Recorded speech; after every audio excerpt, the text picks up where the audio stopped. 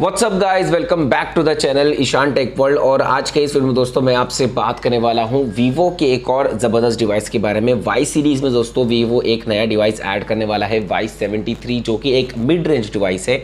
इसके स्पेसिफिकेशंस ज़्यादातर प्लेटफॉर्म्स के ऊपर लीक हो चुके हैं, यहाँ पर गूगल प्ले कंसोल पे, और ज़्यादातर जो लोगों ने अकाउंट्स ने ट्विटर के ऊपर इसके स्पेसिफिकेशन को टिप किया है। और वहीं पर माई स्मार्ट प्राइस, मतलब जितने भी लेजिटिमेट प्लेटफॉर्म जो उसके ऊपर इसके स्पेसिफिकेशंस लीक हो चुके हैं, सारे की स्पेसिफिकेशंस कंफर्म्ड हो चुके हैं। जल्द ही डिवाइस लॉन्च होने वाला है, तो इन सारे फीचर्स के बारे में दोस्तों मैं आपसे बात करूंगा, इसलिए आप वीडियो को एंड तक देखना। यहां पर बहुत सारे वीडियोस पड़े हुए हैं इस डिवाइस को लेके, लेकिन यहां पर गाइज हम जो बात करेंगे इसके फीचर्स के ऊपर, इसका जो रिव्यू करेंगे अपने स्टाइल में करेंगे।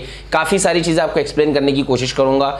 यहां पर सबसे पहले दोस्तों मैं आपसे बात करूंगा डिस्प्ले फीचर्स के बारे में। तो डिस्प्ले फीचर्स के हिसाब से इसमें आपको 6.43 इंच का full HD plus AMOLED display देखने के लिए मिलता है। इसमें आपको 409 की पिक्सल डेंसिटी मिलती है, आपको HDR10 का सपोर्ट मिलता है। लेकिन यहां पर एक बहुत बड़ा ड्रॉबैक ये है कि इसमें आपको हाई रिफ्रेश रेट नहीं मिलता है, आपको वही स्टैंडर्ड 60 हर्ट्ज रिफ्रेश रेट से काम चलाना पड़ेगा। अब यहां पर गाइज मैंने काफी सारे वीडियोस में अपनी इस चीज को नोटिफाई भी किया है कि कंपनीज को अब मिड रेंज डिवाइसेस में by default high refresh rate देना चाहिए। भले ही वो 120 हर्ट्ज का रिफ्रेश रेट नहीं दे, लेकिन मिनिमम 90 हर्ट्ज का रिफ्रेश रेट तो जो है ना वो देना जरूरी है। अब यहां पर ऑब्वियसली गाइज ये मिड रेंज डिवाइस है और इसमें कंपनी आपको एटलीस्ट 90 हर्ट्ज का भी रिफ्रेश रेट नहीं दे रही है, तो मतलब मजा नहीं आएगा यार। बाकी दोस्तों अगर डिस्प्ले को आप देखोगे तो मुझे ऑब्वियसली कुछ इतना ऐसा खराब नहीं लगा है डिस्प्ले, सिर्फ यही एक बड़ा ड्रॉबैक है और कुछ नहीं।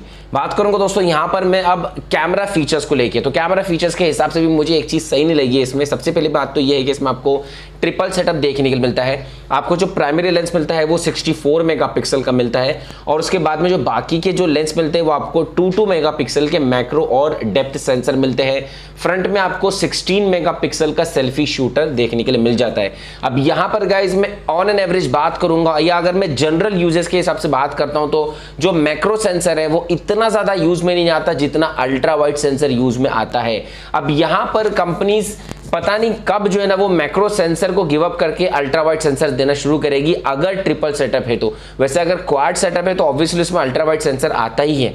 तो इसी हिसाब से गाइस यहां पर भी अगर कंपनी मैक्रो सेंसर को गिव अप कर देती है और उसके बाद में अगर अल्ट्रा वाइड सेंसर देती है एटलीस्ट 8 to 16 मेगापिक्सल का, मिनिमम 16 मेगापिक्सल का, तो ऑब्वियसली अच्छी बात हो जाती थी। वहीं पर फ्रंट में जिसमें आपको 16 मेगापिक्सल का सेल्फी कैमरा देखने को मिल रहा है, वो भी गाइस मुझे कुछ सही नहीं लगा, क्योंकि एटलीस्ट 20 मेगापिक्सल या प्लस का कैमरा तो होना जरूरी था सेल्फी में। क्योंकि गाइस देखिए हम जो बात कर रहे हैं वो कोई ऐसे स्मार्टफोन की बात नहीं कर रहे हैं जिसमें आपको दूसरे फीचर्स अच्छे मिलते हैं। हम इस वक्त बात कर रहे हैं वीवो के स्मार्टफोन की, और ऑब्वियसली दोस्तों ये सबको मालूम है वीवो के स्मार्टफोन की खासियत ये होती है कि ये एक कैमरा सेंट्रिक फोन रहता है। खास तौर से अगर आप ऑब्वियसली वीवो के फ्लैगशिप स्मार्टफोन्स में जाओगे तो वहां पर आपको कैमरा और हार्डवेयर दोनों अच्छा मिलता है, लेकिन मिड रेंज सेगमेंट में दोस्तों वीवो ने इस चीज को मेंटेन किया है कि वीवो कैमरा सेंट्रिक फोन देता है, लेकिन यहां पर गाइस कैमरे में वीवो लैग कर रहा है। अब ऐसा क्यों पता नहीं। अब दोस्तों मैं आपसे बात करूंगा इसके हार्डवेयर फीचर्स को लेके, तो यहां पर इसका हार्डवेयर फीचर भी मुझे कुछ इतना खास नहीं लगा है, लेकिन फिर भी अच्छा है। वैसे इसमें आपको हीलियो का G95 SoC प्रोसेसर देखने के लिए मिल जाता है।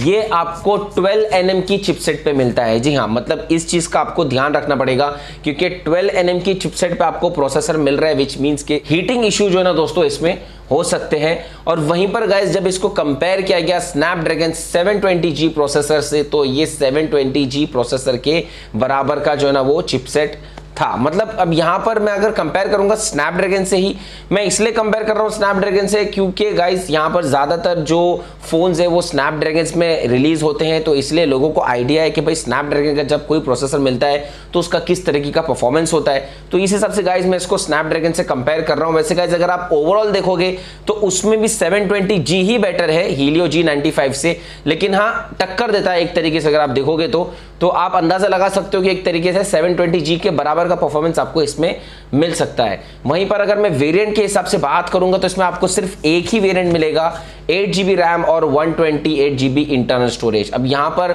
जो आपको 8GB रैम मिल रहा है, इसको आप 3GB एक्सपैंड भी कर सकते हो। जी हाँ, ये वही फीचर है जो आपको सबसे पहले वीवो की X70 सीरीज में मिला था, X60 या 70 सीरीज में आपको मिला था। तो उसमें जो ना दोस्तों आप इंटरनल स्टोरेज से 3GB रैम एक्सपैंड कर सकते हो। तो सेम चीज जो ना दोस्तों आपको यहां पर भी देखने के लिए मिल जाती है। फाइनली दोस्तों मैं आपसे बात करूंगा बैटरी और सॉफ्टवेयर के बारे में। तो यहां पर भी गाइस मुझे थोड़ी ड्रॉबैक वाली बात लगी है, क्योंकि इसमें आपको वही 4000 mAh की बैटरी मिलती है, 33 वॉट की फास्ट चार्जिंग मिलती है, जो आपको Vivo V20 सीरीज में मिली थी। तो देखिए यहां पर गाइस कंपनी इजीली जो है ना 4500 mAh की बैटरी दे सकती थी, कुछ में कुछ ऐसी प्रॉब्लम वाली बात नहीं थी, लेकिन पता नहीं कंपनी ने क्यों 4000 mAh की बैटरी दी है। साथ ही में गाइस इसमें आपको एंड्रॉइड मिलता है आउट ऑफ द बॉक्स। अब ये तो अगर दोस्तों इसके सारे फीचर्स, सारी डिटेल्स, जितने भी स्पेसिफिकेशंस निकल के आए थे, जो कंफर्म्ड फीचर्स इसके निकल के आए थे, मैंने आपको बताए। यहां पर मैं आपसे बात करूंगा प्राइस और लॉन्च के बारे में। तो लॉन्च के हिसाब से देखिए गाइस कुछ ऐसी ऑफिशियल न्यूज तो है नहीं, लेकिन ज्यादातर प्लेटफॉर्म्स से यही लीक्स निकल के आ रही है कि जून के मिड में इसका लॉन्च आपको देखने के लिए मिल सकता है। मतलब जून की 15 तारीख तक इसका लॉन्च जो है ना वो आपको देखने के लिए मिल सकता है। और प्राइस के हिसाब से बात करूंगा तो कहीं ना कहीं पर गाइस ये प्राइस 20,000 के करीब का हो सकता है। मेरे हिसाब से गाइस अगर 20,000 के करीब का भी ये प्राइस है तो शायद ओवर प्राइस्ड है मेरे हिसाब से, क्योंकि गाइस इसमें आपको रिफ्रेश रेट नहीं मिल रहा है, प्लस इसमें आपको कैमरा इतना अच्छा नहीं मिल रहा है। कंपनी उसमें और अच्छा कर सकती थी। तो मेरे हिसाब से गाइस अगर ये 17-18 हज़ार के करीब अगर होता तो अच्छी बात हो जाती थी, लेकिन यहाँ पर ज़्यादातर न्यूज़ है कि 20 से 21 हज़ार का होगा। अब देखते हैं गाइस जब कंपनी लॉन्च करेगी तो कंपनी अपना ऑफिशियली क्या प्राइस बताती है इस डिवाइस के बारे में। वैसे गाइस यहाँ पर सारे फीचर्स मैंने इस डिवाइस से रिलेटेड आपको बताया, प्रॉपर्ली एक्सप्लेन करने की कोशिश करिए। अगर आपको वीडियो पसंद आए तो प्लीज़ लाइक कर देना। साथ में अगर आपको कोई सजेशन है तो please comments column is absolutely free for you. और अगर आपने अभी तक हमारे चैनल को सब्सक्राइब नहीं किया है तो सब्सक्राइब कर लीजिए, बेल नोटिफिकेशंस को ऑल पे रखिए, ताकि इन फ्यूचर आप किसी भी तरीके के अपडेट्स मिस नहीं करोगे। और गाइस सब्सक्राइब करके खाली कुछ मतलब नहीं है, बेल नोटिफिकेशन ऑन होना तो बहुत जरूरी है, तभी तो आपको फिर अपडेट्स मिलेंगे हमारे वीडियो के। तो चलिए दोस्तों फिर इंशाल्लाह मैं मिलता हूं आपसे अपने अगले वीडियो में। जय हिंद।